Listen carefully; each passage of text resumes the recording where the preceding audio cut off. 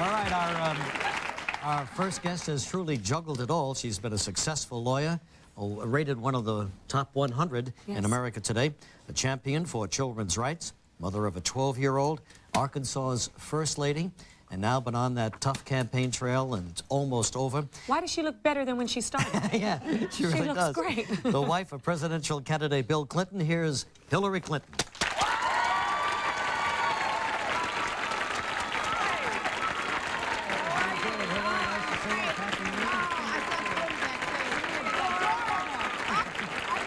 Telling me how much Cody's so cute. That'll work with a mother every time. Oh, well, it's true. He's adorable. I couldn't believe he has his fire hat. He's running around. This is Cody running around all backstage, just as cute as he can be. Thinks he's a fireman these days. Well, he's putting out fires back there. He'll put out 200 before he comes out here. Yeah. Well, you look fresh as a daisy. I know it's been, How let's are see, you doing? he declared October 3rd, 1991. It's been nearly 13 months. You're in the home stretch, 4 or 5 more days to go. Right. What's it been like out there? You know, it has been so terrific because we've met so many people and we've gotten to see parts of the country that I'd never personally been to before. And we've just learned, you know, so much about what's on people's minds and how they feel. And, you know, you walk into a big crowd and people start telling you their life stories and what they need and what they care about and how much hope they have. It has been an extraordinary experience. And the bus trips have been I felt for you wonderful. on those, but you seem to love them. We loved him. Oh, you would love him.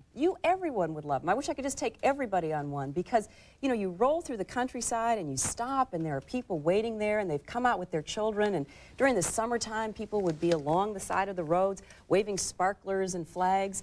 So it encouraged you. Oh, You know, well, it felt so great about the country, you just couldn't believe it. It was a beautifully run, what did they have here? The convention here in New York City. Right. And the day it was over, bang, onto that bus and rolling through Pennsylvania and all those places. Right. It was beautifully executed, it really was. Then they would stop and the guys would throw the football around.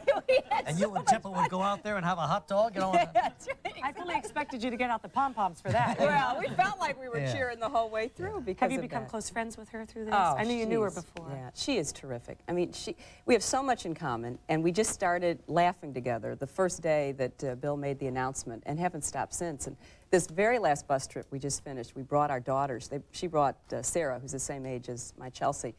And we would stand up on these platforms and listen to Bill and Al make the speeches, and our daughters would be out in front, and we would be watching them. And it was just the most wonderful experience, just being able to share that with somebody, you know, my age, the same kind of interests and all. It sounds great. When did he make up his mind that he wanted to be president? Well, you know, I think that over the last couple of years, he has come to be concerned about what was going on in the country. And clearly, ever since he's been a young man, people have said, gee, you know, you're so good at this, you ought to think about it. But I don't ever remember having a conversation with him where he said, oh, boy, that's what I'm going to do. It wasn't anything like that. It was more that, especially over the last decade, being a governor of a small state that was really struggling, trying to make a go of it against tough odds, he really got the idea that we could do better. And, you know, he's such an optimistic guy. I mean, you know, he's the kind of person who wakes up in the morning just happy to be there, and I'm like this. And he just has this wonderful view of life and just always believes people can do better. And over the last couple of years, I think he began to feel that about our country. And then last summer, people began to talk to him seriously about it, and so he made up his mind to do That it. quickly from last summer? From last summer, he overcame, you know, an awful lot. Well, all I of the know. pros, the party pros, and as you say, from a small state. Yeah. Not a lot of people there struggling. That's right. And Well, part of the reason he didn't really think about it seriously until then is he really thought other people would get in. And you remember, you know, there were lots of opportunities for much better known people. But when they began to say they weren't going to do it and they were going to pass this time, I remember him saying to a friend of ours who said, well, you know, you can't win this. I mean, the president is so popular, and, you know, and he said, well, you know, I just really believe we need to talk about these issues. What's the worst thing that can happen? I can make somebody a better president. I can make a debate happen in the country. Draw attention to certain That's right. issues. Draw attention. Make sure people don't forget what's really at stake in our country right now. So it's been a great adventure for us. We've had such a good time. What is the one thing that you know about Bill Clinton that the American public still doesn't know yet that we should know, that you have not said before? Is there one thing? You know, I think that people are beginning to see the depth of concern and caring. I mean, he is the most genuinely loving person that I've ever known. And I've known that ever since we were in law school together, you know, because everybody would be so busy with their own lives, and he'd be the person who had heard that your mother was sick, or he'd be the person who realized that a friend didn't have the notes for a class or whatever it might be. I mean, he just operates out of his heart with such compassion and caring, and you know, it's really true about him. And that's one of the things that it's hard sometimes to see that in a political context, but as people get to know him, and I think one of the great stories of this campaign is how no matter how hard times got, the people who knew him and the friends that he made over a lifetime were always there for him because they know that about him. And I think the American people are getting to know it too. Is that when you fell in love during law school? Yes. Really? Yeah, it is. Turbulent times. Oh, Did you know him even before that? No, no. You met in law school? Right, met in law school. And where was that? Well, there's many versions of this story now. I have to tell you, this is becoming a very funny story. The first thing I ever knew about him, and this is the truth, I was walking through the student lounge at Yale to go get a Coke between classes, and I heard this voice say, "And not only that, we grow the biggest watermelons in the world." And I said, "Who is that?" You know? I've heard of opening lines I mean, you before. know, and this friend of mine said, "Well, that's Bill Clinton. He's from Arkansas. That's all he ever talks about." And watermelons, you know. And I kind of, you know, looked. He was proud. Well, he was proud, and he was good looking. And I thought, you know, I kind of filed that away. So then You can't hate a man that loves watermelons. that's right. And you know, and not only that, they do grow the biggest watermelons in the world. And so after a while, I got to meet him, and we were in a class together. He tells a story which is really kind of funny. He says that I began to look at him, and he began to look at me, and that is true. We were kind of watching each other. Yeah, you know, I remember I read about your first view of Frank. Who hasn't? That's right. I mean, She's happy, she's happy, she's happy. Excuse me, it's still one of the better views in life. That's all right. That's right. It made an impression, didn't Yes, it? Well, it sure that's did. right. And so I was looking at Bill's front, but we did get to know one another. And finally, one day, he was standing outside the law school library, and I was in trying to study, but I was kind of keeping my eye on him. And he kept kind of looking at me, and finally I went up to him and I said, "You know, if we're going to keep looking at each other, we ought to at least know each other's names." So And we you did do introduced. that. I did Good for do you. that, yeah, because I was getting a little embarrassed because we just kind of, you know, would Just eye staring each other. at Yeah, you just like staring that. at I mean, each you other. didn't know him? I know. So those watermelons in his eyes? What's about That's right, exactly, right. We got to pause, Hillary. We'll come right back with that's a Hillary cute Clinton in just a minute.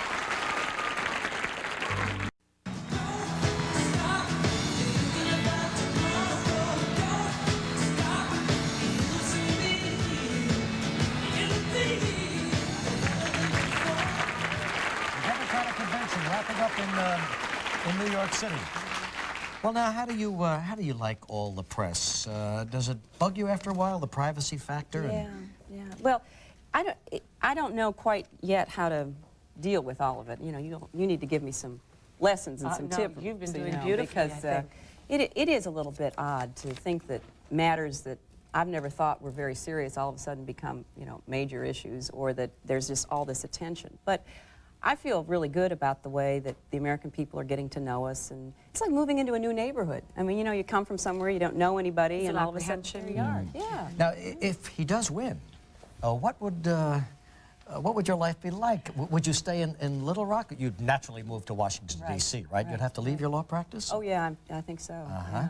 But, you know, it's such a great opportunity, and it's so exciting for me to think about, particularly children's issues, which I've been involved in for so many years, to have a chance to really be a voice for children in the White House and to try to do some of the things that I think are important for families so that they can be strengthened and take care of their own children. And I don't know how anyone who cares about those things could pass up the opportunity to maybe try to make a difference for kids. In a speech you gave this past summer, you said, what my church taught me is because I had these blessings from the family, that I owed something back, that it would be not enough if I were successful and grew to have the kind of wonderful marriage and love and partnership that I'm blessed with, family that I have and cherish. That would not be enough. So from an early church age, my church said to me, yes, your personal salvation is important, but you have a scripturally ordained responsibility to reach out and help all the others as well. That's what I believe. And I think it can be believed by anyone at any point in their lives. And I've seen, as you have, some wonderful stories of people who didn't have anything and were really in terrible shape themselves personally, but once they began to think about others and to reach out, their lives changed. I mean, they were given opportunities to grow and to give service to people that they wouldn't have had otherwise. You know, the one thing, there are so many people hurting in our country right now. I mean, I think everybody's very aware of how dismal a lot of people's lives are. But there are a lot of very successful people who are supporting your husband's campaign. The one thing that has bothered me in the campaign in general is that there is almost a message that coming through, not just on the presidential level or vice presidential level, but local and statewide issues as well, that there is the rich are the enemy. Yeah, that's... you know, a lot of people out there started with nothing, and they're successful today, and that's still the American dream. That's right, and it should be. But that polarizes people. We have enough polarization between the poor and the rich in our country. That seems to be, though, one of the Democratic messages. Now, do you think that's a good message to be sending out? No, but I think that what the message really is that the American dream should be the goal and within reach of every American. But in the last decade or so, that's not been the case. So many people feel alienated, feel cut off. They feel that they're working hard, they're maybe even working full-time, but they don't bring home enough money to get themselves out of poverty. So the idea of their ever being able to really claim the American dream seems to be getting further and further away from them. And the message really is, we're all in this together. Rich, middle income, poor, black, white, brown, everybody. We're all in this together. And that all of us have a responsibility. And no one is the enemy, but certainly during the last 10 years, there have been examples of real irresponsibility, of people not doing what they should have done to help their fellow citizens. So you think of it as more corporate America than individual successful Americans? And not even saying it that way, because there have been very good corporations that have been very responsible. But there have been people who, after they were successful, forgot where they came from. There have been people who have said, well, I've got mine, I don't have to worry about anybody else. And that's what we have to fight against. No giving back. That's right, that's right. Hillary, how are you handling the negative aspects of this campaign? A lot of charges being hurled. This is the man you love. Right. We asked Mrs. Bush the same thing last week. Oh, very some people question his trustworthiness. His character. They call him Slick Willie. Well, how do you do that? How do you handle that? Well, the first thing is that I feel that I'm the best judge of that. I mean, I know my husband better than most people ever will have a chance even to get close to. And I know him so well, and I know what a fine human being he is and what a good person he is, that when I read things like that, I try to take them seriously because I want to know how other people perceive them. But I can't take them personally because they're not about the person that I know and love. So they don't reflect your reality. That doesn't reflect the reality. And so what I try to do is, as best I can, understand what people's concerns are and communicate better. Because if there's a misperception, I want to help try to correct that. But don't you just get crazy, angry sometimes? How do you control that? Well, I've always said I'd be the worst political wife in the world because this mouth. I don't know how. I have great respect for your ability to control yourself at times like that. Well, I've had some practice because Bill's been in public life for so long. And I think years ago, when I would go to an event, and then I would read about it, and it would be like we weren't at the same place, you know, and I'd think, now, wait a minute, I used to get angry. But then I thought to myself, well, that's not doing anybody any good. So I've tried to learn how to take criticism seriously, but not personally. And wise thing to do. Well, some days are better than others. Good philosophy. When we come back, we'll take some questions from the audience, all right? We'll be right back in a moment.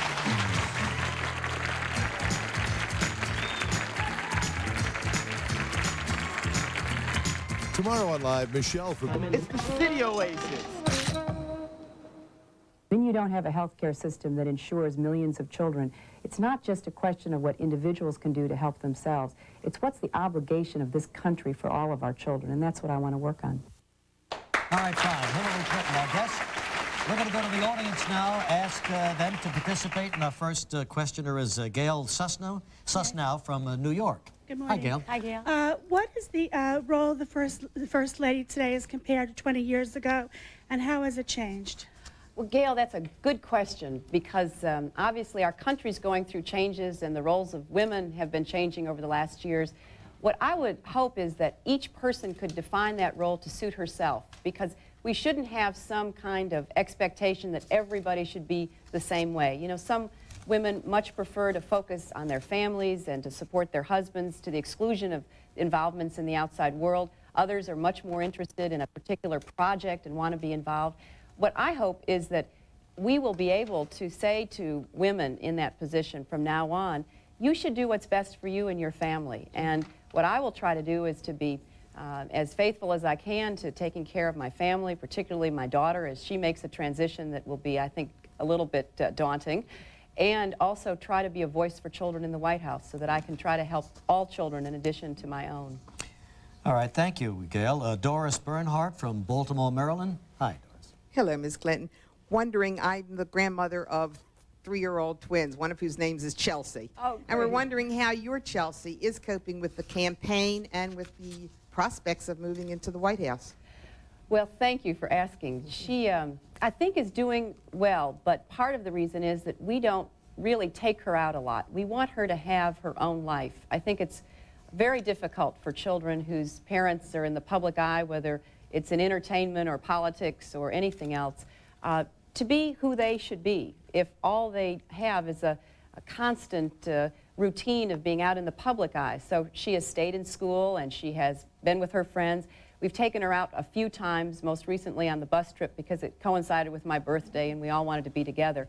But I'm hoping that when her father is president, that she will still have a chance to be herself. And I'm going to fight very, very hard for that. I do not want my daughter to be sacrificed to the kind of press and publicity without a real chance to find out who she is as a person. And I'm going to really work hard for that.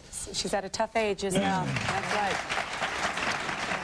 All right, Joan Santelli from Columbus, New Jersey. Good morning. Mrs. Clinton, what of your past experiences do you feel helps you to meet the needs and the demands of being the First Lady? That's a very good question, and I don't know that I could point to any one particular experience because I've had so many wonderful experiences. But I think I'd have to go back and start with the family that I was raised in and the religious faith that has sustained me and the kinds of experiences that I've been fortunate enough to have all over this country with so many different kinds of people. But I give a lot of credit to my parents. You know, I had the kind of parents who said, you know, if you really work hard and you are prepared, you can do whatever life throws at you. And I had a father who made no distinction between me and my brothers. He expected all of us to do the best we could do. And I'm so grateful to them because they really gave me the kind of confidence that I'm wishing every child could have, so that whatever choices one makes in life, you feel good about them and you can do them the very best to your ability. Time for one more question. Laura Nola from Greenwich, Connecticut. Hi, Laura. Hi, Mrs. Clinton. My question is, what was your most difficult experience on the campaign trail? I think that it turned out to be being away from home. I mean, I didn't have any idea how difficult it would be to be on the road for several days and maybe even as long as a week, so that I began to cut back on that. And I said I had to get home every 3 or 4 days, and when I didn't get home, I had to be there at home when I finally did return long enough to get reconnected, especially to my daughter, but just also to myself, you know, it sounds funny, but puttering around, you know, opening up drawers and rearranging them and, you know, kind of doing things like that. Normal stuff. Normal stuff, yeah. It puts you back in touch with what life is really like. So the hardest part was being away from my husband and my daughter, because that hadn't happened to us before. And once I figured out how to deal with that and just said, look, I'm not going to be gone that many days, I've got to go home, I really began to feel a lot better. Well, we have about, what, 4 or 5 days before the big right. election day. That's right. You're looking forward to this thing getting over with and getting resolved? Yes, I am. Yeah, I'll I bet. am. Because I feel so much is at stake in the election, and I think that this is a very important time in our country, and I want everybody to vote. I want to say that so that people really feel a part of it. I've kind of adopted the philosophy that if you don't vote, you lose griping rights. You know? I mean, I think that ought to be our If you don't position. vote, we don't want to hear from you. Yeah, that's right. And so I want everybody to do that. But I have something for you. Really? Yes, yes. Isn't that nice? Probably a cabinet post. No. Well, that's later. That's later. Sorry, Scorsese, I can't make the movie now. That's right. Well, but Halloween is coming up, and I know that you probably have been struggling over what you were going to be for Halloween. Yeah, that's right. And so I've given this a lot of thought, and this is going to look a little funny, but I have a What have you had under there all this time? a headband.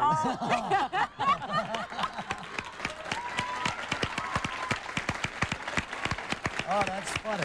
I'll take that. No, you won't. This is my Hillary Clinton. That's adorable. It's a Clinton girl. Very funny. Thank you. All right, the best of luck to you and Thank Bill, you. and good luck to you.